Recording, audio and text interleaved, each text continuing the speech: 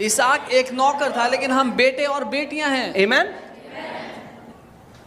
Isaac did not have the Holy Spirit living inside of him. We have the Holy Spirit living inside of us. इसहाक के अंदर पवित्र आत्मा नहीं रहता था, हमारे अंदर पवित्र आत्मा रहता है। Isaac's tongue was not baptized with the fire of the Holy Spirit.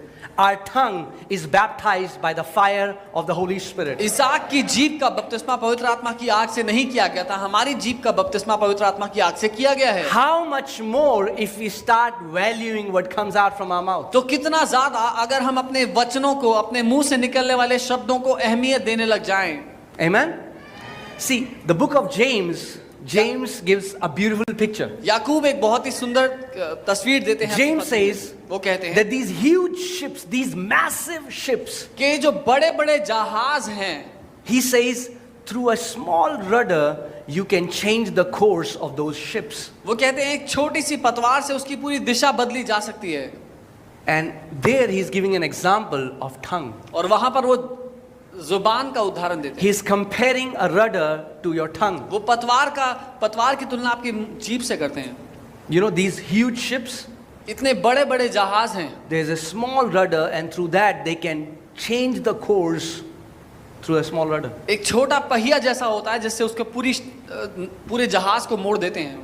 If you are going in this direction अगर आप इस दिशा जा रहे हो and you don't like that your life is going in this और direction, आपको पसंद नहीं है कि आपका जीवन इस दिशा then जा रहा all you have to do है, is तो बस इतना करना है, change the rudder into the direction where you want it to go. अपने मुंह के शब्दों को बदल दो उस दिशा के लिए जहां आप जाना चाहते हो।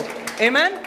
And if you change your tongue to the direction where you want your life to go, you know what happens? Your life will start turning and going to the direction where you want it to go. और अगर आपने अपने मुंह की जुबान, अपने मुंह के शब्दों को बदल दिया उस दिशा के लिए जहां आप जाना चाहते हो, आपके जीवन की दिशा अपने आप बदलती चली But जाएगी। the problem is we keep saying those things which we do not want. समस्या ये है कि हम वो बातें कहते रहते हैं जो हम नहीं चाहते हमारे साथ हों, And God says those things which He wants. लेकिन प्रभु वो बातें कहता है जो वो चाहता है कि हों। Amen?